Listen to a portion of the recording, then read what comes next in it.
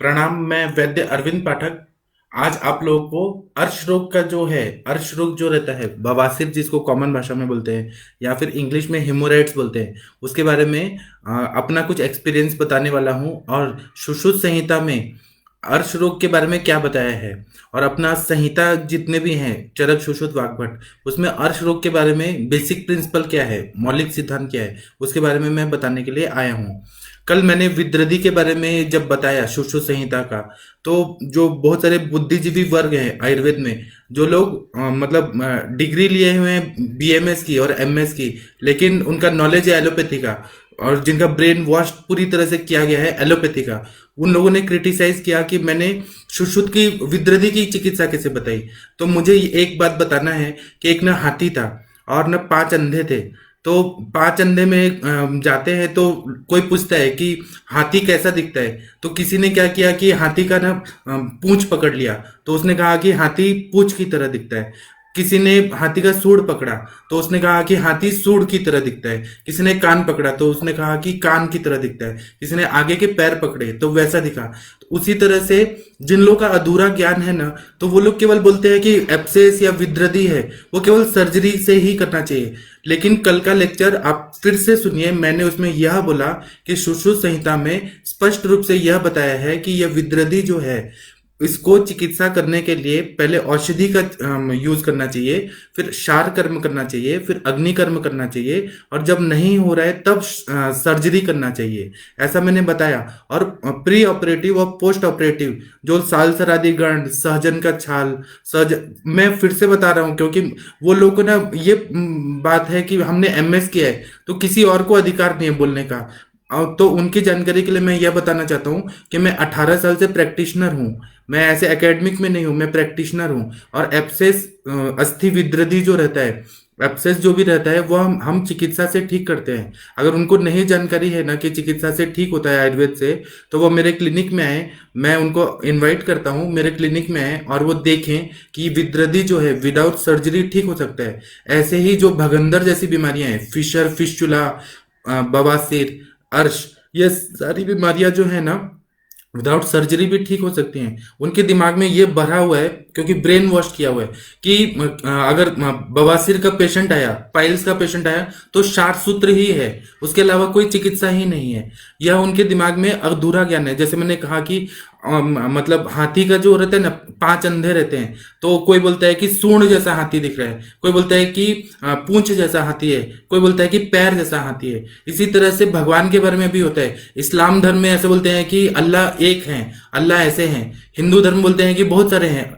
मतलब अलग अलग पंथ के बोलते हैं, लेकिन जो ईश्वर है उसको किसी ने देखा नहीं है। सब लोग अपने अपने सोच से, अपने अपने दृष्टिकोण से ईश्वर के बारे में बोलते हैं। इसी तरह से आयुर्वेद जो है ना, आयुर्वेद का ज्ञान विस्तृत है, इतना अनंत है, शाश्वत है। तो यह मेडिसिन से भी ठीक हो सकता है। अगर उनको नहीं समझ आ रहा तो आप मेरे पास आइए, और मुझे उनको प्रूफ करने की जरूरत नहीं है, क्योंकि मुझे रिजल्ट आ रहा है। और जो भी मैं बात बोलता हूँ, मैं यहाँ कथा वचन के लिए नहीं आता हूँ कि मैं पारायण करने के लिए आ रहा हूँ और किसी को प्रूफ करना हो, किसी को नहीं प्रूफ किया हो। मैं भी एमडी किया हूँ, पीएचडी किया हूँ, तो एविडेंस बेस्ड ही बात करूंगा।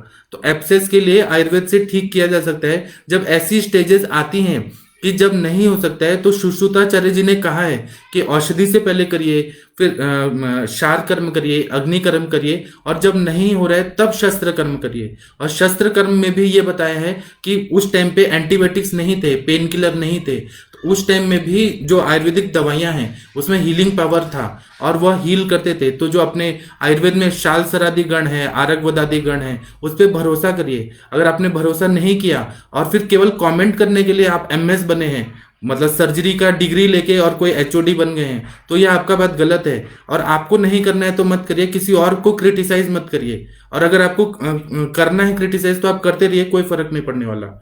मुझे वह संदेश उन लोगों तक पहुंचाना है जिन्होंने मुझे कमेंट किया था। अगर नहीं पसंद है तो मेरा वीडियो देखने की कोई जरूरत नहीं है। आप अपना उधर रहिए और खुश रहिए। अब हम उन नेगेटिव लोगों को छोड़ देते हैं, क्योंकि जब भी कोई अच्छा काम होता है तो नेगेटिव लोग आएंगे ही और वो कमेंट करेंगे। उनका काम केवल कमेंट करना है, वो लोग कुछ कर नहीं सकते हैं आयुर्वेद के लिए, तो उनके बारे में हम लोग नहीं विचार करेंगे, हम लोग आगे बढ़ते हैं। तो जो अर्श रोग है, अर्श रोग के बारे में सुश्रुत संहिता में ऐसा बताया गया है कि अर्श रोग भी जो है वह औषधि से पहले चिकित्सा करिए, उसके बाद में शार कर्म करिए, शार कर्म से नहीं ठीक हो रहा है तो अग्नि कर्म करिए, अग्नि कर्म से नहीं हो रहा है तो फिर उसके बाद में शस्त्र कर्म करिए, स्टेजेस देख के। अब जो बेसिक है अर्श रोग का, उसके बारे में क्या बताया गया है ग्रंथों में, वे पूरी तरह से हम लोग अभ्यास करेंगे कि माधव निदान में क्या बताया है, अष्टांग हृदय में क्या बताया है, चरक में क्या बताया है, फिर उसके बाद सुश्रुत संहिता में क्या बताया है। तो इसका मैं 4-5 दिन तक पढ़ाने वाला हूं। तो पहले अर्श रोग होता क्या है। अर्श रोग के बारे में ऐसा बताया है कि अर्श अर्श का निरुक्ति कैसा होता है। तो अरिवत प्राणान शरणाति हिनस्ति इत्यर्शः, मतलब जो शत्रु की समान बहुत ज्यादा तकलीफ देता है। इसको मराठी में मूल व्याध बोलते हैं, मतलब जो शरीर के मूल, मतलब जहां पे मल द्वार है वहां पर जो ये अंकुर की तरह उत्पन्न हो जाता है, तो मतलब शत्रु की तरह पेनफुल रहता है। शत्रु जिस तरह से तकलीफ देते हैं तो उस तरह से यह व्याधि में तकलीफ होती है, इसीलिए इसका नाम अर्श रोग पड़ा है। इसके बारे में अष्टांग हृदय निदान स्थान में ऐसा निरुक्ति बताया गया है, मतलब व्याख्या और निरुक्ति एक साथ बताई है कि अरिवत प्राणिनो मांस किलकाः विश्वसंतीयत, मतलब जो शत्रु की, अरि मतलब शत्रु, शत्रु की तरह शरीर को तकलीफ देता है, और मांस का किलक मतलब मांस का कुछ अंकुर जो है वो बाहर आ जाता है। अर्शांसी तस्मात् उच्यते गुद मार्ग निरोधजा, गुद मार्ग को वो रोक देता है, मतलब वहां पे जो मल का द्वार है उसको ब्लॉक कर देता है, और इसको हम अर्श रोग बोलते हैं। अर्श रोग जो रहता है वह नॉर्मली अगर देखा जाए तो रेक्टल वेन का डायलेटेशन रहता है। तो इसका बेसिक ऐसा है, बेसिक प्रिंसिपल ऑफ आयुर्वेदा में ऐसा बताया गया है, चक्रपाणी जी ने और चरकाचार्य जी ने ऐसा बताया है कि जब अग्निमंद हो जाता है और बहुत सारे हेतुओं का सेवन नहीं होता है, उसके वजह से अग्निमंद होता है, मल की संचिति बहुत ज्यादा शरीर में हो जाती है, तो मल जो रहता है वह बहुत दिन तक पक्वाशय में जमा रहता है, मतलब लार्ज इंटेस्टाइन में बहुत दिन तक अगर जमा रहेगा और अग्नि मंद हो गया है तो मल जो है वो अच्छे से नहीं निकल पाएगा। और उसके हेतु बताए हैं, वो मैं हेतु आगे बता रहा हूं।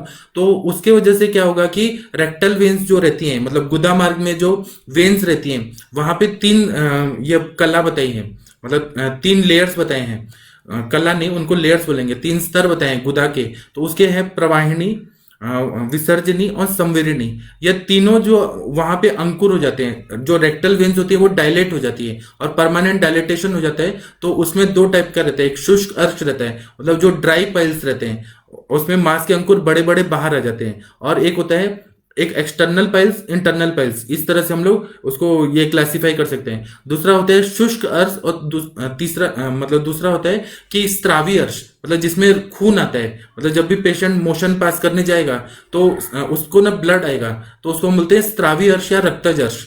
और दूसरा है कि और क्लासिफाई कर रहा है कि सहजन अर्श और जन्मोत्तर अर्श, मतलब कुछ कुछ अर्श जो रहते हैं वो अपने आप ही होते हैं, कंजेनाइटल रहते हैं, मतलब पिता को हुए हैं, दादा को हुए हैं, उनको पहले था और फिर यह उनके जीन्स में ही आ रहे हैं, तो उनको अर्श होता ही है। और दूसरा जन्मोत्तर अर्श जो रहता है वो खानपान की विकृति की वजह से हो जाता है।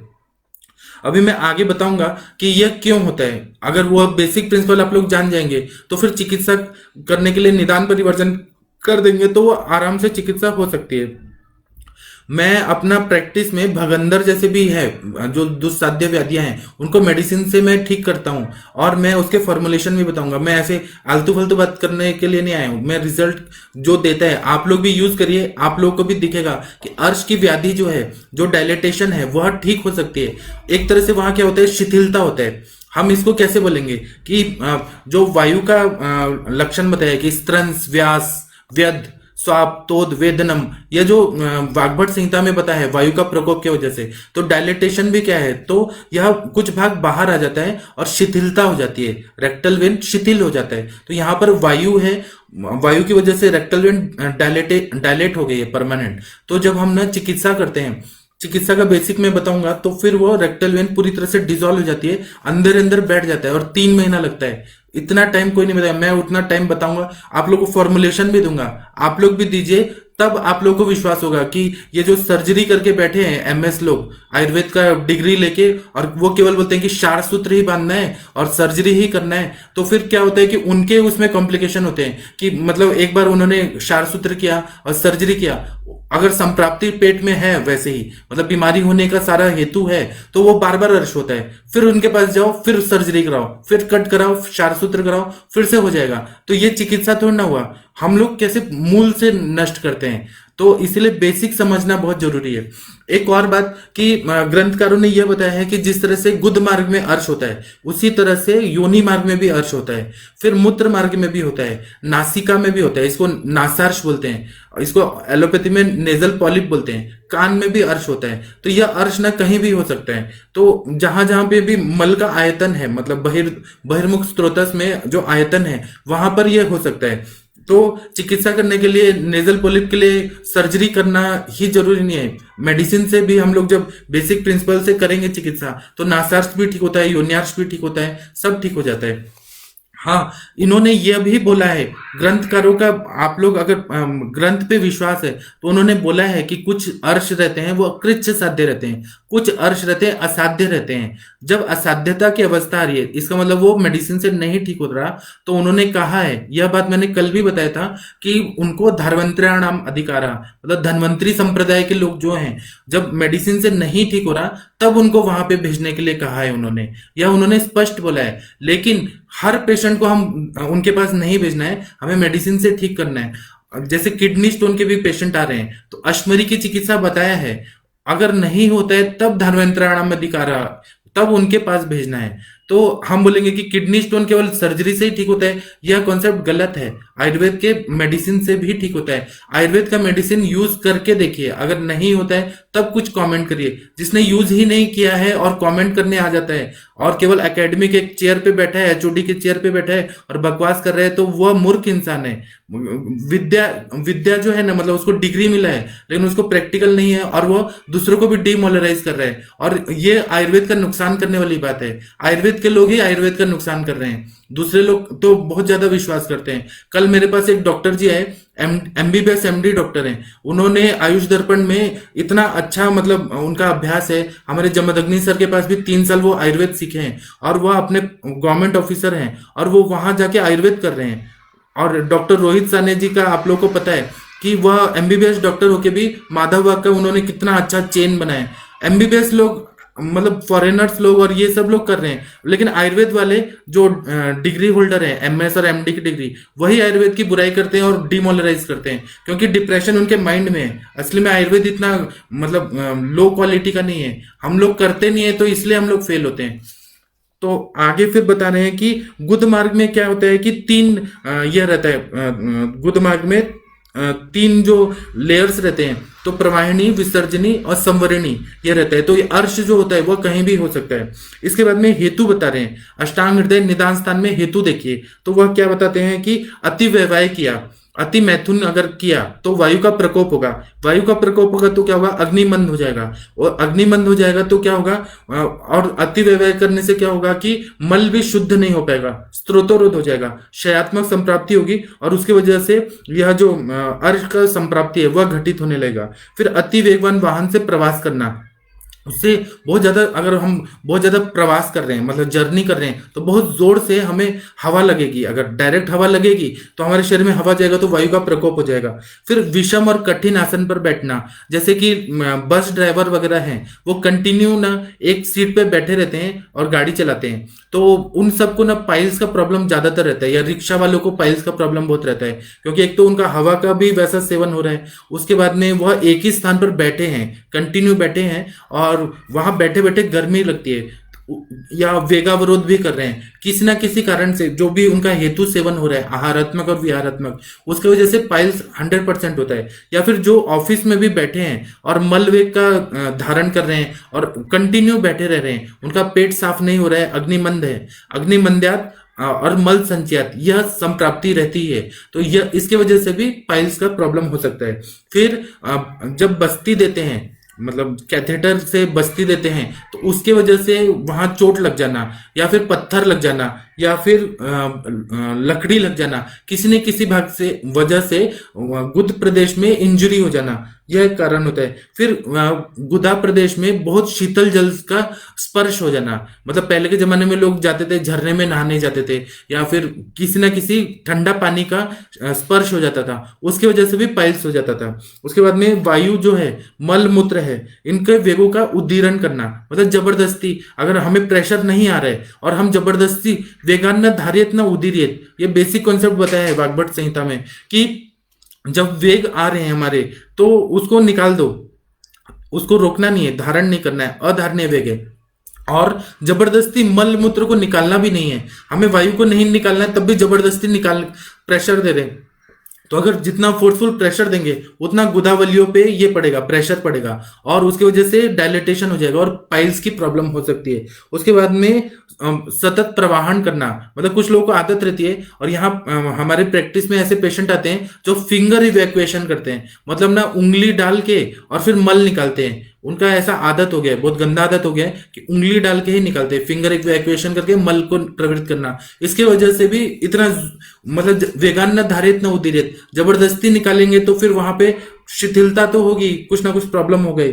फिर कुछ कुछ व्याधियों का उपद्रव स्वरूप या उससे एसोसिएटेड कुछ बीमारियां हो जाती हैं, जैसे परतंत्र व्याधि बोलते हैं, तो या तो कॉम्प्लिकेशन हो जाएगा, उपद्रव रूप में हो जाएगा। परतंत्र व्याधि में अर्श होता है, जैसे ज्वर रोग है, गुल्म है, अतिसार बहुत ज्यादा, लूज मोशन बहुत ज्यादा हो रहा है, उसकी वजह से अर्श हो जाता है। ग्रहणी रोग है, ग्रहणी रोग में आप लोगों को पता है कि मुहर बद्धम मुहर द्रवम, मल जो रहता है वो अपाचित रहता है, मल पचता नहीं है, साम मल प्रवृत्ति होती है और मल संचित रहता है, उसकी वजह से ये हो जाता है, अर्श व्याधि जरूर हो जाती है। फिर शोथ रोग होता है, पूरा बॉडी में स्वेलिंग आ गया है शोथ रोग में। फिर पांडु रोग में, तो इसके वजह से ये 100% हो जाता है। और ऐसा बताया ग्रंथकारों ने कि जिनको अर्श होता है, अतिसार होता है, ग्रहणी होता है, ये तीनों जो डिजीजेस हैं एक दूसरे से मिलती जुलती रहती हैं। जैसे कि जिसको अतिसार है उसको अर्श होगा, अर्श होगा तो ग्रहणी होगा, ग्रहणी होगा तो अर्श होगा। यह मतलब एक ये तीनों बीमारियां हैं, अर्श, अतिसार और ग्रहणी। ये केवल किताब में लिखा नहीं है, ये पेशेंट हमारे प्रैक्टिस में आते हैं तो हमने देखा है कि अर्श, अतिसार और ग्रहणी उन तीनों को हुआ ही रहता है। उसके बाद में बहुत व्याधियों की वजह से कृशता आ गई है, उसकी वजह से भी अर्श की उत्पत्ति हो जाती है। फिर स्त्रियों में क्या होता है कि गर्भपात बहुत बार हुआ रहता है, या गर्भ स्त्राव मतलब मिसकैरेज बहुत हुआ रहता है, या एबॉर्शन बहुत हुआ रहता है उसके वजह से, या गर्भ का प्रपीड़न होना, मतलब जब ये डिलीवरी हो रहा है तो जो अम्बिलिकल कॉर्ड है वो उसका डबल डबल ये जो गले में फांस पड़ जाता है, या फिर एबनॉर्मल जो डिलीवरी होती है, जैसे ब्रीच मतलब प्रेजेंटेशन जो रहता है डिलीवरी के टाइम पे, breech presentation, shoulder presentation, leg presentation, मतलब जो भी वर्टेक्स प्रेजेंटेशन छोड़ के जो एबनॉर्मल रहता है और उसके कॉम्प्लिकेशन की वजह से अपान वायु जो रहता है उसका फोर्स लगता है गुद प्रदेश पे या योनि प्रदेश पे, और उससे अर्श के अंकुर जो रहते हैं, मासांकुर, वह उत्पन्न हो जाते हैं। इसके बाद में ऐसा बता रहे हैं कि अग्निमांद्य अगर नहीं रहा तो अग्निमांद्य नहीं रहा तो अर्श नहीं हो सकता है, अग्निमांद्य होना है बहुत कंपलसरी है। यही चीज वाग्भट चिकित्सा स्थान में बताया है कि अर्शोतिसार ग्रहणी विकार रहा, मतलब अर्श होना, अतिसार होना और ग्रहणी रोग होना प्रायण चान्योन्य निदान भूता, यह प्रायः इनके जो हेतु रहते हैं, मतलब ग्रहणी रोग का हेतु अर्श हो सकता है, या फिर अतिसार का हेतु निदान मतलब अर्श रोग का हेतु अतिसार हो सकता है। मतलब जो अर्श, अतिसार और ग्रहणी इनके हेतु एक दूसरे के हो सकते हैं। सन्य नले संति न संति दीप्ते रक्षित अतस्ततो विशेषतो अग्निम, मतलब अग्नि इसमें ना विकृत हुआ रहता है, तो इसलिए अर्श से अतिसार हो सकता है, अतिसार से ग्रहणी हो सकता है, ग्रहणी से अतिसार हो सकता है, ग्रहणी से अर्श हो सकता है। ये तीनों बीमारियां जो हैं वो एक दूसरे को पूरक होती है, निदान होती हैं। तो इसलिए हमें जब भी पेशेंट आते हैं, अर्श के, बवासीर के पेशेंट आ रहे हैं, मूलव्याध हो गया है, बवासीर के पेशेंट आ रहे हैं, तो उनको हमें हिस्ट्री लेते टाइम देखना चाहिए कि उनको ग्रहणी होके गया है क्या, या अतिसार होके गया है क्या। अगर उसकी संप्राप्ति है तो फिर हमें चिकित्सा करना इजी जाता है। फिर प्रकार इसके बता रहे हैं, अर्श के प्रकार क्या होते हैं। तो उत्पत्ति के हिसाब से सहज हो सकते हैं, कंजेनाइटल हो सकते हैं, या जन्मोत्तर हो सकते हैं, एक्वायर्ड। मतलब या तो उनको बचपन से हुआ है, माता पिता के आहार विहार में अगर गलती हो गई है उसकी वजह से हो सकता है, या फिर अनुवांशिकता से हो सकता है, हेरिडेटरी, मतलब दादा को हुआ है, पिता को हुआ है और बेटे को है, और उसके आगे भी हो रही है वंश परंपरा से। दूसरा है कि जन्मोत्तर, मतलब हेतु का सेवन अगर किया जा रहा है, जो हेतु मैंने बताया कि बहुत प्रवास करना, एक ही जगह पे बैठे रहना, मल को कंट्रोल करके रखना, वेगों का धारण करना, या वेगों को जबरदस्ती उदीरण करना, ये सारे हेतु होते हैं, इसकी वजह से बवासीर का रोग हो जाता है। और दूसरा है कि स्थान भेद से अगर देखेंगे तो बाह्य अर्श होते हैं और अभ्यंतर अर्श होते हैं, मतलब एक्सटर्नल पाइल्स होते हैं या इंटरनल पाइल्स होते हैं। उसके बाद में दोषों के हिसाब से देखेंगे तो इसके 6 प्रकार है। तो वातज, पित्तज, कफज, या 3 टाइप होते हैं। फिर उसके बाद में द्वंदज, वात पित्तज, वात कफज, पित्त कफज, ये हो गया। तो और सान्निपातिक 1 हो गया। उसके बाद में रक्तज अर्श होता है।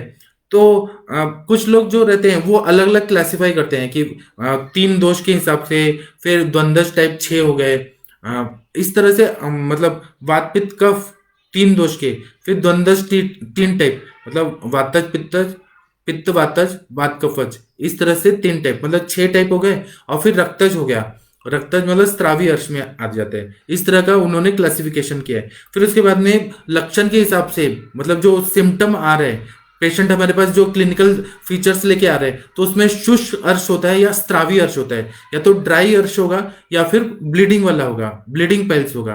तो ब्लीडिंग पेल्स में ऐसा होता है कि पेशेंट जब भी मोशन करने जाता है तो उसको वहां पे ब्लीडिंग होती है, फ्रेश ब्लड आता है और पेशेंट को बहुत ज्यादा तकलीफ होती है।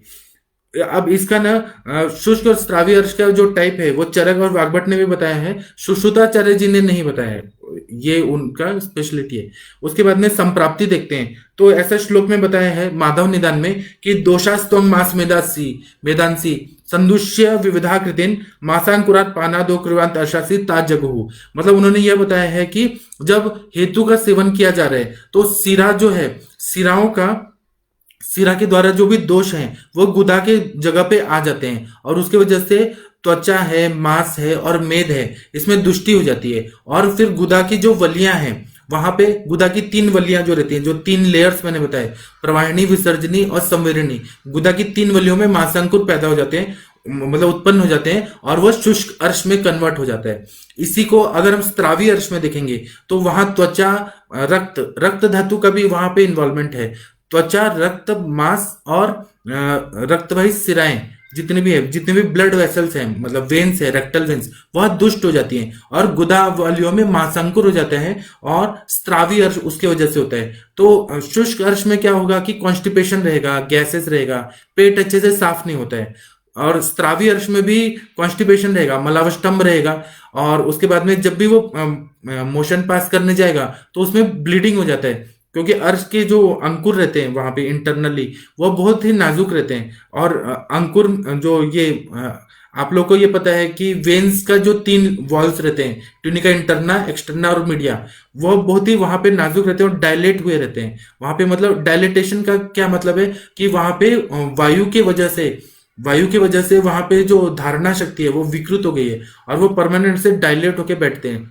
तो डायलेटेशन को ही हम लोग ये बोलते हैं, अर्श बोलते हैं। और वहां रक्तवाहिनी इतनी कोमल रहती है कि मल के वजह से वो कट जाता है, छिल जाता है, और फिर ब्लीडिंग होती है, फिर हील होता है अपने आप, फिर से ब्लीडिंग होती है। तो इसकी वजह से क्या होगा, क्या क्या कॉम्प्लिकेशन होते हैं, तो फिर खून की कमी हो जाएगी, पांडुता आएगा, जो भी खून निकलने की वजह से जो प्रॉब्लम होती है वह होगा, दाह पाक होगा, बर्निंग होगा, बैठने में तकलीफ होगा, गैसेस होगा, ये सारा प्रॉब्लम होता है। तो इसी को मैं अच्छे से बताता हूं आगे, वो किस तरह से उसके सिम्टम्स दिखते हैं।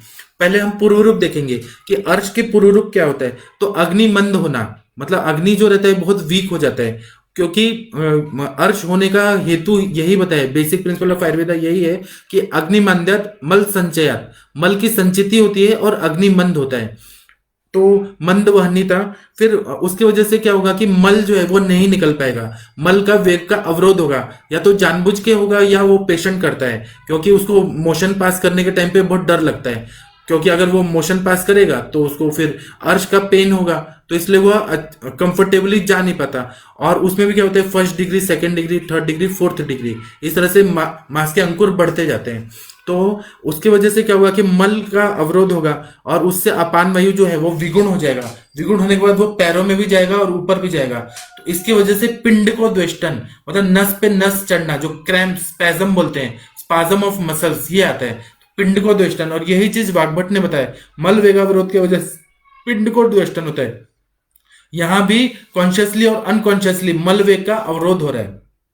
उसके बाद से क्या होगा कि अपान वायु जो है वह ऊपर की तरफ जाएगी, तो संज्ञावाही स्रोतस में जाके बैठ जाती है, तो उसकी वजह से भ्रम होता है, पेशेंट को वर्टाइगो, चक्कर आता है।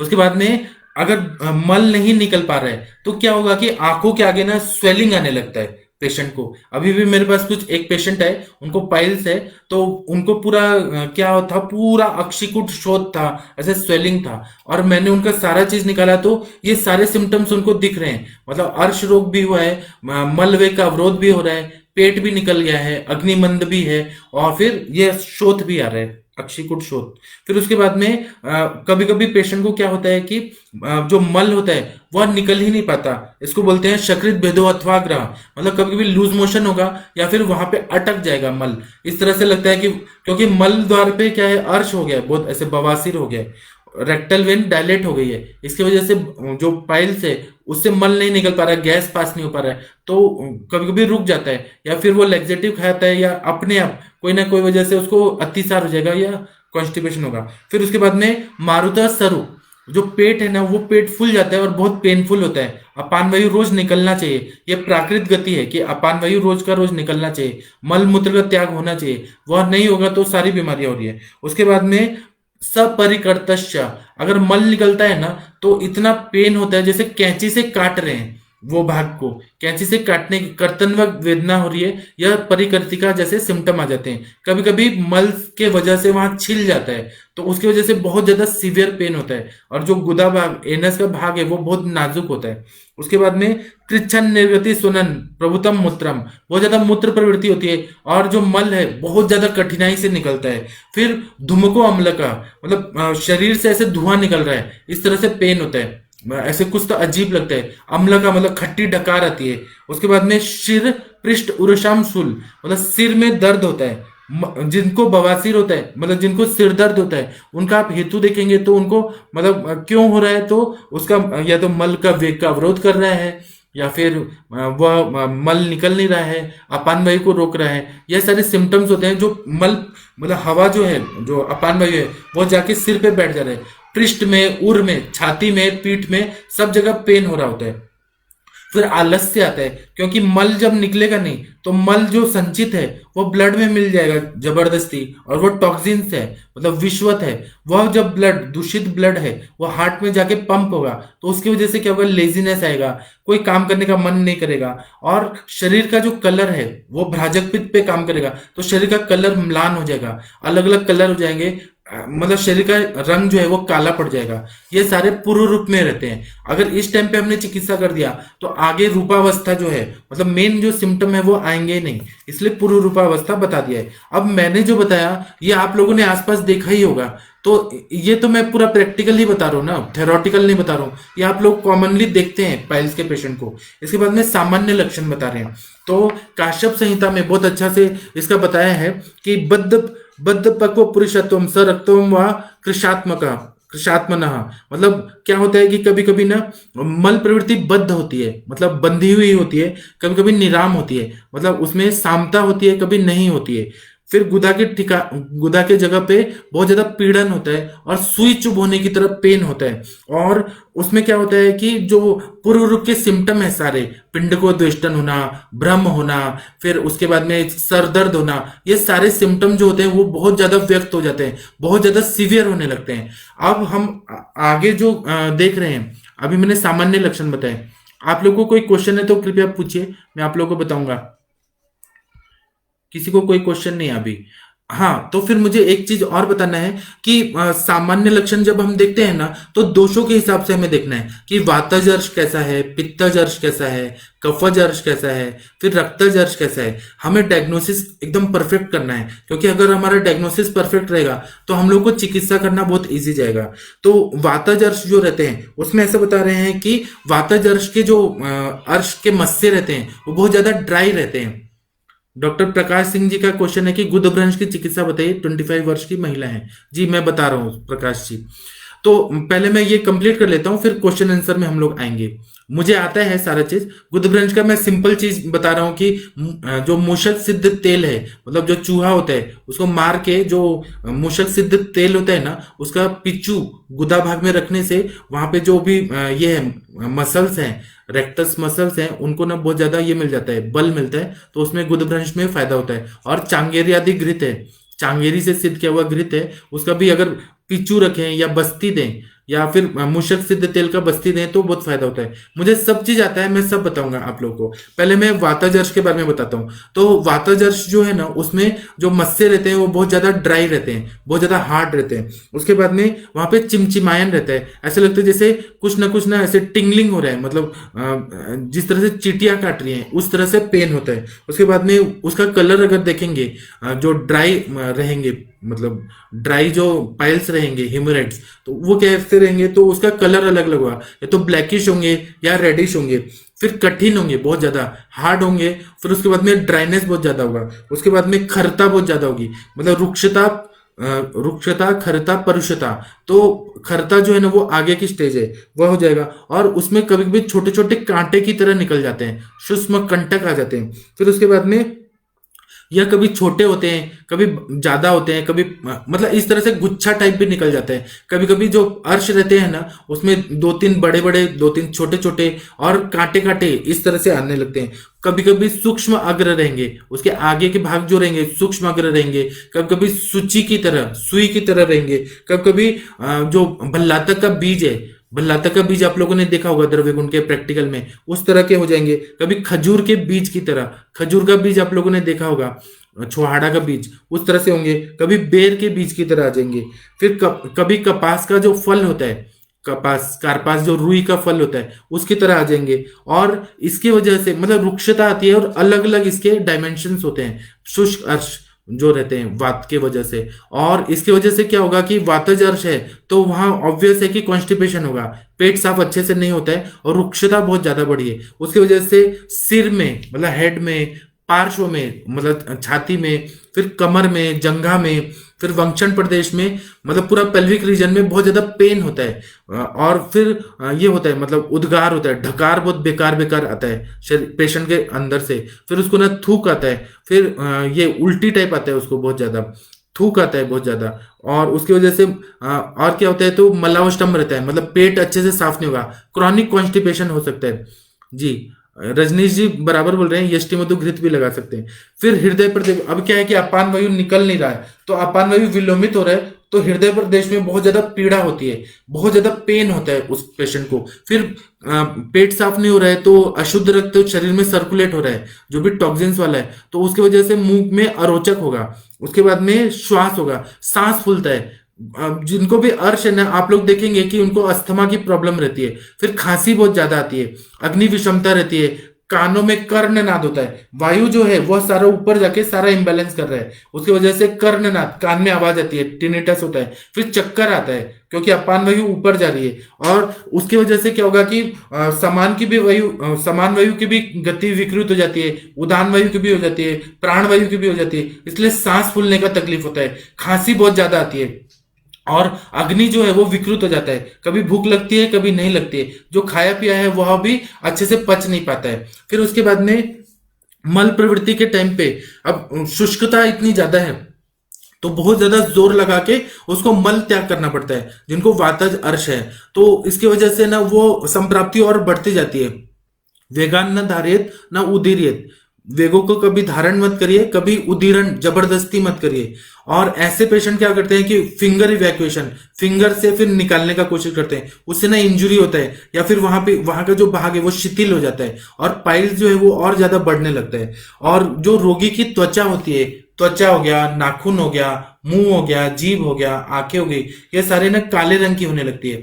बहुत सारे पेशेंट आते हैं तो उनके नाखून पूरे काले हो गए होते हैं, लिप्स होते हैं वो काले हो गए होते हैं, और उनकी जीभ भी काली होने लगती है। आंखों का जो स्क्लेरा है, जो शुक्ल वर्ण का जो है शुक्ल पटल, वह भी काला होने लगता है। और अक्षिकुट शोथ भी होता है, क्योंकि मतलब शरीर में रस रक्त धातु बन नहीं रहा है, शरीर में ड्राइनेस बहुत ज्यादा आ जाता है। और उनको गुल्म रोग हो सकता है, प्लीहा दोष हो सकता है, उदर रोग हो सकता है, फिर अष्ठिला रोग हो सकता है। अष्ठिला मतलब प्रोस्टेट का भी प्रॉब्लम हो सकता है। यह सारे प्रॉब्लम इतना सारा व्याप्ति है वातज अर्श की वजह से। हम जब चिकित्सा पढ़ेंगे ना तो बहुत ज्यादा आप लोगों को इंटरेस्ट आएगा कि हम लोग चिकित्सा करते हैं बेसिक प्रिंसिपल का। जरूरी नहीं है कि हम लोग क्षार सूत्र लगा के या सर्जरी करके ही ठीक करें। ये कितना बेसिक बेसिक चीज है कि अपान वायु नहीं निकल रहा है, मलावष्टम्भ है, अग्निमंद है, मल की संचिति है, तो क्षार सूत्र करेंगे एक बार वो ठीक हो जाएगा। लेकिन अग्निमंद है और मल संचय है तो उसका क्या करेंगे, वो फिर से आ जाएगा थोड़े दिन के बाद, फिर आप कट करेंगे फिर आ जाएगा। तो ये चिकित्सा थोड़ी ना है कि पेशेंट को रिकरेंस हो रहा है वही बीमारी। आप पूरी तरह से शुद्धि करिए, अग्नि को बढ़ाइए, यह बेसिक प्रिंसिपल है ना। तो उसके बाद में है पित्तजर्श।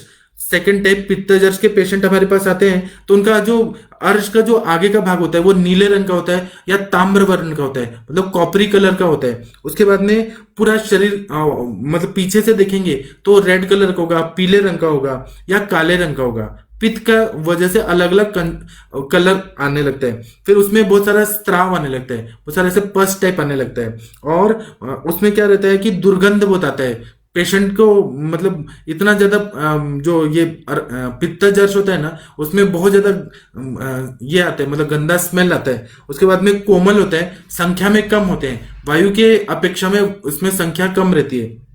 और कभी कभी जो पैरेट होता है, तोता होता है, उसका जो आगे का जीभ होता है, जीभ कभी देखा होगा उस तरह के कलर का होता है। या फिर यकृत का खंड होता है, लीवर के कलर की तरह होगा। या फिर जलौका के मुंह जैसा, जलौका का मुंह आप लोगों ने देखा होगा, लीचेस जो आप लोग अपने क्लिनिक में रखते हैं उसके मुंह की तरह हो सकता है। और फिर क्या होगा, सार्वदेहिक लक्षण में पित्त ज्यादा बढ़ जाता है तो दाह पाक, मतलब पूरा बॉडी में बर्निंग होगा।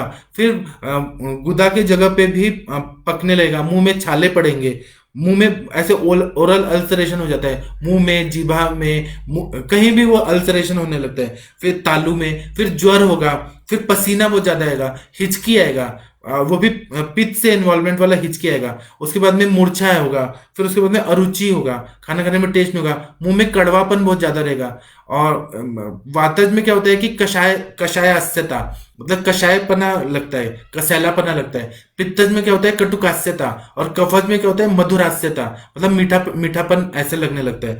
और फिर क्या होता है कि पित्तजर्श में मोह होता है, मतलब किम कर्तव्य विमूढ़ता, क्या करना है क्या नहीं। पित्त जो है वो सत्व गुण को बढ़ाता है, हमारा माइंड को ना पूरा कंट्रोल करता है पित्त। अगर पित्त इम्बैलेंस हो रहा है तो हमें क्या करना है क्या नहीं करना, बुद्धि को समझ ही नहीं आता। जिस तरह से अर्जुन थे, उनको युद्ध, महाभारत के युद्ध में समझ नहीं आ रहा था कि मैं अपने जो हमारे भाई हैं उनको मारूं कि नहीं मारूं, तो मोह की स्थिति हो गई थी। वही मोह की स्थिति यहाँ हो जाती है। मैं ये नहीं बोल रहा हूँ कि अर्जुन की तरह इतना बहुत विकट परिस्थिति होती है, इतना नहीं है, लेकिन उसको माइंड से कंफ्यूजन रहता है बहुत ज्यादा। और उसके बाद में मल प्रवृत्ति जो होगी, जो स्टूल निकलेगा वो पूरा नीला निकलेगा, कभी पीला निकलेगा, कभी हरा निकलेगा, कभी बहुत ज्यादा दुर्गंध युक्त निकलेगा, कभी जलन होगा, मतलब मल प्रवृत्ति होते टाइम ऐसा लगेगा जैसे मिर्ची खा के निकल रहा है। और उसके बाद में मुंह देखेंगे, त्वचा देखेंगे, नाखून देखेंगे, मूत्र देखेंगे, वो थोड़ा पीला रंग का आ जाएगा और उस हल्दी के कलर की तरह। और यह इसमें कभी कभी हल्का सा ब्लड जाता है, लेकिन हल्का ब्लड जा रहा है ना थोड़ा सा, तो इसको हम रक्तजर्श नहीं बोलेंगे, इसको पित्तजर्श में ही बोलते हैं। और रक्तजर्श जो रहता है उसमें तो वो ब्लीडिंग पाइल्स होता ही है, इसमें कभी कभी ब्लीडिंग हो सकता है, हमेशा नहीं होगा। फिर है कफजर्श। कफजर्श होता है कि कफ कर आहार विहार का सेवन करने की वजह से कफजर्श हो जाता है। तो अर्श जो रहते हैं उसके जो मूल रहते हैं, रूट रहते हैं, बहुत बड़े रहते हैं, मतलब रूट से बहुत ज्यादा फैला होता है। जिस तरह से कोई बड़ा वृक्ष का रूट फैला होता है उस तरह से इसका रूट बहुत फैला होता है। और अर्श जो होते हैं वो घन होते हैं, सफेद रंग के हो सकते हैं या स्थूल होते हैं, थोड़ा बढ़े हुए रहते हैं और गोल रहते हैं, कभी कभी वृत्त डायमेंशन के होते हैं और दृढ़ होते हैं, मतलब जल्दी से निकलने वाले नहीं होते हैं, बहुत बड़े बड़े मस्से आ जाते हैं। और उसमें पेन कम होता है, उसमें खुजली बहुत होते हैं, कंडू ये लक्षण होता है। और कंडू के साथ साथ कभी कभी ये होते हैं, मतलब कीड़े भी जमा हो जाते हैं, और क्लीनिनेस नहीं रखा। और कभी कभी ऐसा इसमें बताया कि गाय का जो स्तन होता है उस तरह का वो गोस्तन की तरह दिखने लगते हैं। या फिर जो कटहल का पका हुआ आप लोगों ने देखा होगा, कटहल का कोआ जो रहता है उस तरह के आकार के बड़े बड़े आ जाते हैं। और इसके वजह से क्या होता है कि वंशन प्रदेश में वायु निकल नहीं पाता है, तो कमर में दर्द होता है, यूरिनरी ब्लैडर में दर्द होता है, फिर पीठ में दर्द होता है, ऊपर मतलब ऊपर दर्द होता है, आगे छाती में दर्द होता है, सांस फूलने लगता है, उल्टी आने जैसा होता है, कभी उल्टी आ भी जाती है, मतलब हुरलास भी होता है, नौशिया भी होता है, उल्टी भी आती है, सांस फूलने लगता है, फिर खाना खाने में टेस्ट नहीं आता, अरुचि होती है, फिर नाक से पानी आता है। पीनस जो है ना कफजर्श में है, नाक से पानी कंटिन्यू आते रहता है, फिर यूरिन अच्छे से पास नहीं होता, सिर ऐसे भारी भारी लगता है, शिरो गौरव बोलते हैं, बहुत हैवीनेस लगता है, फिर ठंडी बज के बुखार आती है उसको, फिर उल्टी बहुत ज्यादा होने लगती है, और आम जनित जितने भी सिम्टम हैं वो सारे हो जाते हैं। यह कफजर्श में टिपिकल सिम्टम होते हैं। मल प्रवृत्ति में ना कफ आएगा, जैसे म्यूकस टाइप, कुछ तो ऐसे बलगम टाइप निकल रहा है, और उसमें कफ जैसा ही मल प्रवृत्ति होती है, और मल प्रवृत्ति थोड़ी होती है, और वो करने के बाद भी ऐसे कंफर्टेबल नहीं लगता है। उसके बाद में कभी कभी कफजर्श ना थोड़ा थोड़ा पस आएगा, कभी कभी ड्राई होगा, यह इसमें हो सकता है। फिर कफजर्श में त्वचा, नाखून, मुख ये पूरा ना सफेद रंग का हो जाता है, सफेदी बहुत ज्यादा आ जाती है। ये पेशेंट को दिखने में आता है। पेशेंट जब हमारे पास आता है ना तो वो बोलता है कि जब भी हम स्टूल पास करते हैं तो कुछ ना कुछ भाग बाहर आया हुआ है, वह बवासीर होता है, और इसमें पेन नहीं होता है, ये सिंपल होता है, ये कफज अर्श होता है। उसके बाद में है कि सान्निपातिक या द्वंद्वजर्श, अगर वात पित्त, पित्त कफ, वात कफ इसकी वजह से है तो जो जो दो दो दोष हैं उसके सारे सिम्टम होंगे। वातज की वजह से क्या होगा कि बहुत ज्यादा छोटे छोटे उसमें अर्श के अंकुर रहेंगे, मल्टीपल रहेंगे, काले रहेंगे, पेनफुल रहेंगे। पित्तज अर्श रहेगा तो उसमें क्या रहेगा कि दाहपाक, बर्निंग सेंसेशन रहेगा। कफज अर्श रहेंगे तो खुजली बहुत होगी, और बड़े बड़े मोटे मोटे ऐसे पाइल्स रहेंगे। इस तरह से हम लोग डायग्नोस कर सकते हैं। और दो दो दोष के रहेंगे तो दो दो दोष वाले सिम्टम दिखेंगे। उसके बाद में सहज अर्श जो रहते हैं वो कंजेनाइटल रहते हैं, बच्चा जब जन्म लेता है तब से उसको पाइल्स रहता है, और उसमें हमें मेडिसिन से ठीक कर सकते हैं, नहीं तो सर्जरी करना चाहिए। सर्जरी की भी प्रधानता है, मतलब धन्वंतरी संप्रदाय का भी मानता है, मतलब वो उसको हमें रिस्पेक्ट देना चाहिए। लेकिन काय चिकित्सक को गाली दो और काय चिकित्सक वाले कुछ नहीं कर सकते, ये बोलना गलत है। इसलिए मैंने जो शुरुआत में कहा, मेरा ये उद्देश्य था कि जो सुश्रुत संहिता पढ़ते हैं उनको यह पढ़ना चाहिए कि उन्होंने यह बोला है सुश्रुताचार्य जी ने कि औषधि औषधि कर्म करके, या फिर शार कर्म करके, अग्नि कर्म करके, या फिर शस्त्र कर्म, ये 4 मेथड बताएं। अगर ये 3 मेथड फेल हो जाते हैं तब शस्त्र कर्म करिए, और शस्त्र कर्म के बाद भी या पहले भी, सर्जरी करने के पहले भी और बाद भी जो अपनी वनस्पतियां हैं उसका यूज करिए। अगर आप आयुर्वेद को फॉलो करते हैं तो करिए, अगर आपको आयुर्वेद को नहीं फॉलो करना तो कोई बात नहीं, आप एलोपैथी करिए, लेकिन आयुर्वेद को गाली मत दीजिए और उसको अपमानित मत करिए कि आयुर्वेद में ये नहीं हो सकता। आयुर्वेद में सब कुछ हो सकता है, दूसरे को डीमोलराइज मत करिए, मुझे यह कहना है। इसके बाद में है रक्तार्श, जो जिसमें ना ब्लीडिंग पाइल्स होता है। उसमें क्या होता है कि ऐसा सुश्रुताचार्य ने इसको स्पेशल नहीं बोला है, उन्होंने पित्त में ही मतलब इसको इंक्लूड कर दिया है। रक्तार्श में क्या होता है कि पित्त अर्श की तरह ही रहेगा, और गुंजा फल जो रहता है, गुंजा वनस्पति का जो फल रहता है रेड कलर का होता है, उस तरह से होगा। या कोराल जो रहता है, मतलब प्रवाल जो रहता है समुद्र के तलहटी में रहता है, उस तरह के कलर का होगा। और इसमें मलावष्टम्भ जरूर रहेगा, टिपिकली मलावष्टम्भ रहता है, और मलावष्टम्भ के कारण मल प्रवृत्ति जो रहती है वो कठिन होगा, ग्रथित होगा, गांठ गांठ होगा। कभी कभी हमारे पेशेंट आते हैं तो जब बोलते हैं कि पत्थर की तरह स्टूल निकल रहा है, उनको तीक्ष्ण विरेचन देके हम एक बार तो ठीक करते हैं, लेकिन ऐसे में क्या चिकित्सा करना है वो मैं कल से बताऊंगा, क्योंकि आज उतना टाइम नहीं है। मैं केवल अभी जो मेन टाइप है वही बता रहा हूँ। हम कल वाग्भट ने क्या बताया, सुश्रुत ने क्या बताया, चरक ने क्या बताया, आगे के हम लोग उसमें करेंगे।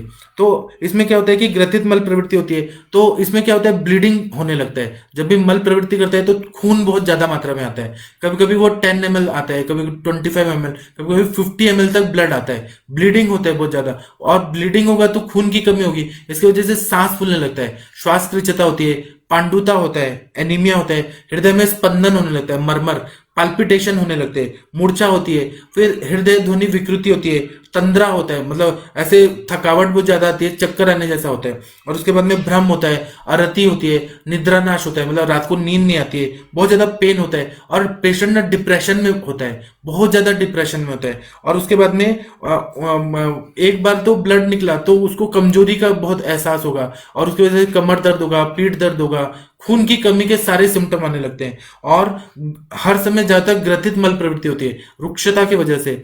और कटी में, वंक्षण में और गुदा में बहुत ज्यादा शूल होता है, पेशेंट को बैठने को भी नहीं आता है, मतलब जब भी वो मोशन पास करके आता है तो 3-4 घंटे तक वो चिल्लाता रहता है, उसको इतना असहनीय वेदना होने लगती है। यह रक्तार्श में है, और इसमें अगर वातानुबंध हुआ तो बहुत ज्यादा सीवियर पेन होने लगेगा। अगर रक्तार्श में पित्तानुबंध होगा तो बर्निंग होगा, जलन होगा। अगर कफानुबंध होगा तो उसमें खुजली बहुत ज्यादा आएगी। और क्या होता है कि मल प्रवृत्ति जो होती है वो शिथिल होगी, कभी पीली होगी, कभी स्निग्ध होगी, कभी गुरु होगी, या कभी कठिन होगी, कभी रुक्ष होगी, अलग तरह होगा। और कभी कभी जो ब्लड आता है वो तंतु में होता है, मतलब थ्रेड की तरह आएगा, पिच्छिल आएगा। और गुदा प्रदेश में ना हमेशा चिपचिपापन आता है, और ऐसा लगता है कि जैसे कुछ कुछ गीला गीला वहां पे चिपका हुआ है। और चिपका हुआ अगर रहे तो कफानुबंध देखिए, वहां पे पस फॉर्मेशन हो रहा है, चिपचिपापन आ रहा है, स्तिमिता आ रही है, पिच्छलता आ रही है, और तंतुमतत्व है, पिच्छलता है। तो ये सारे से हम लोग कफानुबंध, रक्ताश में कफानुबंध है, ये समझना चाहिए। इसके बाद में अगर यह सारे अर्श रहा तो क्या क्या कॉम्प्लिकेशन हो सकते हैं। तो किसी ने पूछा था गुद भ्रंश, तो यहाँ पे पूरा, क्योंकि पेशेंट क्या है कि उसको मोशन पास करना है, उसको डिस्कम्फर्ट हो रहा है, तो क्या कर रहा है, जोर लगाए तो पूरा गुदा का भाग बाहर आ जाता है, उसके वजह से प्रोलैप्स ऑफ रेक्टम ये होता है। फिर भगंदर हो जाता है, मल द्वार जो रहता है ना वो 3-4 ओपनिंग हो जाते हैं, और वहां से मल निकलने लगता है, यह भगंदर हो सकता है। वहां पे छोटे छोटे जख्म हो जाते हैं, यह भगंदर फिस्टुला जो बोलते हैं वो हो सकता है। पाइलोनेडल साइनस ऐसा हो सकता है। फिर वायु मूत्र और पुरुष के वजह से जो उदावर्त बताया है वह होता है, पेट में बलून की तरफ फूल जाता है। फिर कभी कभी बद्धगुद्ध हो जाता है, मतलब जो इंटेस्टाइन के वॉल्स होते हैं ना एक दूसरे से चिपक जाते हैं, और वहां पे पैथोलॉजी होके इन्फेक्शन होने लगता है, उसको बद्धगुद्ध बोलते हैं। फिर यकृत की वृद्धि हो जाती है, क्योंकि अपान वायु जो है वह अगर विकृत है तो वो अग्नि को विकृत करेगी, और फिर हिपेटोमेगैली यह होने लगता है। फिर जॉन्डिस होने लगता है, फिर रक्तक्षय की वजह से पांडुता आएगी, फिर स्वेलिंग आएगा। ये सारे उपद्रव हो जाते हैं, कॉम्प्लिकेशंस ऑफ पाइल्स, हिमोरेट्स ये होते हैं। साध्य साध्यत्व देखेंगे तो जो इन्होंने ग्रंथकारों ने बताया वह सही है। उसमें है कि संवरणी नाम का जो त्वचा है और नया उत्पन्न हुआ है वह सुख साध्य होता है, जल्दी ठीक हो जाता है। फिर मिडल लेयर जो है विसर्जनी, उसमें जो है, और 1 साल से जो जीर्ण हो गया है वह कृच्छ साध्य होता है, 1 साल से पुराना है वह मुश्किल से ठीक होता है। और जो प्रवाहिनी नाम की जो तृतीय वली में है, जो तीसरे जो लेयर में है वह जो है, और सान्निपातिक है, द्वंद्वज है, तो वह ठीक करना असाध्य होता है। तो उसमें हमें सर्जरी करना है, लेकिन सर्जरी करने के साथ में मल को अच्छे से क्लीन हो यह देखना है। मल संचयात और अग्निमांद्य इस पे हमें ध्यान देना है, मतलब अग्निमांद्य को ठीक करना है, और मल जो है सार्किट विभाजन अच्छे से होके पेट साफ रोज का रोज हो यह देखना है। और सर्जरी करते टाइम ऐसा कॉम्प्लिकेशन नहीं होना चाहिए कि वहां की कोई नर्व कट गई और फिर वो मतलब वहां पे सेंसेशन लॉस हो गया, इसका ध्यान रखना है। और उसके बाद में अर्श रोग में क्या होता है कि हाथ पैर और नाभि में, गुदा में, वृषण में स्वेलिंग हो जाता है, तो यह असाध्यता का लक्षण है, मतलब वो ठीक नहीं होता है। और इंद्रियों में शिथिलता आ गई, फिर उसके बाद में पार्श्व में शूल हुआ, बहुत ज्यादा उल्टी आ रही है, पूरे बॉडी में अंग मर्द जैसा बॉडी एक हो रहा है, फिर बुखार आ रहा है, प्यास लग रही है, गुदा में पाक हो रहा है, मतलब गुदा जो है वो पूरा ऐसे स्वेल्ड हो गया है, सूजन आ गई है, तो यह सारे असाध्य होते हैं। तो हमें पेशेंट को ट्रीटमेंट देना है, लेकिन बता के बोलना है कि असाध्य है, अगर आपको ठीक होने का होगा तो ठीक हो जाएंगे, नहीं होना तो नहीं होगा। लेकिन हम लोग ट्राई कर रहे हैं मेडिसिन से, अगर नहीं हो रहा है मेडिसिन से तो फिर सर्जरी के पास, सर्जन लोग के पास भेजना चाहिए। यह स्पष्ट बोला है चरकाचार्य ने, धर्मांतराणाम अधिकार, यह उन्होंने बोला है, यह चीज उन्होंने एक्सेप्ट किया है और उन्होंने प्रैक्टिस में देखा है, तब भेज रहे हैं, तो वहां पे जाना चाहिए। अब चिकित्सा का भाग जो है वो हम कल करेंगे। अब हम क्वेश्चन आंसर करते हैं।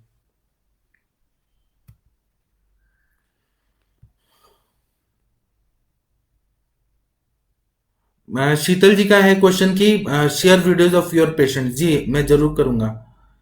सोनल पटेल जी का क्वेश्चन है, सर हम आपके लेक्चर में इंटरेस्ट है, अपने और आयुष दर्पण और डॉक्टर ने ज्ञान बांटा है। जी ठीक है। क्वेश्चन आंसर देखते हैं। नासार्श के बारे में मैं बताऊंगा। नासार्श में हम लोग जो रहते हैं ना, उसकी चिकित्सा में अलग से जब चिकित्सा भाग में आएंगे ना, तो नासार्श की भी चिकित्सा बताऊंगा, योनियार्श, कर्नार्श, ये सब मैं बताने वाला हूँ। चिकित्सा भाग में वो सब बताऊंगा। गुदभ्रंश की चिकित्सा, मूषक सिद्ध तेल है ना, वो मार्केट में मिलता है। अगर नहीं मिल रहा है तो मुझे कॉल करिए, मैं आपको प्रोवाइड करा दूंगा। कुछ मरीज ग्रहणी के होते हैं, अर्श में फिर मेमोरी वीक होती है, तो उन्हें क्या करना है? तो रजनीश शर्मा जी क्या है ना, यह पित्त धरा कला सवय मज्जा धरा कला, मतलब जो पित्त धरा कला है वो मज्जा धरा कला है, उसी तरह से यह मज्जा धरा कला सवय पित्त धरा कला। अगर ग्रहणी रोग है और पित्त धरा कला विकृत है तो उसको क्या होगा कि मेमोरी वीक होगा ही, उसको स्ट्रेस है बहुत सारा है, और ग्रहणी की वजह से अर्श रोग हो रहा है। यह सब एक दूसरे से रिलेटेड है। तो हमें ग्रहणी की चिकित्सा करनी है, अर्श की चिकित्सा करनी है, और ग्रहणी कला की जो पित्त धरा कला ठीक हुई तो अपना मेमोरी भी अच्छा हो जाएगा। हम चिकित्सा भाग में वो डिस्कस करेंगे। बालकृष्णा जी का है कि 35 ईयर पेशेंट है, उसको कॉन्स्टिपेशन है, रेचक द्रव्य रेगुलर। रेचक द्रव्य से नहीं होगा बालकृष्णा जी, क्योंकि अगर आप रेचक द्रव्य देंगे तो एक बार ही शुद्धि हो जाएगा। हमें ऐसा दवाई देना है कि सार किट विभाजन अच्छे से हो और मल जो है वो अच्छे से निकले। आप पान वही हुए रोज का रोज निकले। रेचक द्रव्य से एक बार साफ होगा, रोज रोज रेचक द्रव्य नहीं देना चाहिए। चिकित्सा भाग हम कल देखेंगे तो मैं बताऊंगा। यष्टि मधु घृत भी लगा सकते हैं रेक्टल प्रोलैप्स में जी, उसको लगाने से फायदा होता है, लेकिन रेक्टल प्रोलैप्स में उससे स्नेहन होगा, म्यूकोजा मेम्ब्रेन को फायदा होगा। हमें रेक्टस मसल को अगर स्ट्रांग करना है तो हमें मूषक सिद्ध तेल जो है वही ज्यादा फायदा करता है। मैं चिकित्सा भाग में और बता सकता हूँ। सुकुमार जी का है कि मधुमेह रोग न क्षारसूक्त कर सकता है। अगर उसका शुगर लेवल कम है ना, बैलेंस्ड है, तो क्षारसूक्त कर सकते हैं ताकि हीलिंग जल्दी हो जाए, मतलब उसको वहां पे डायबिटिक वुंड न रहे।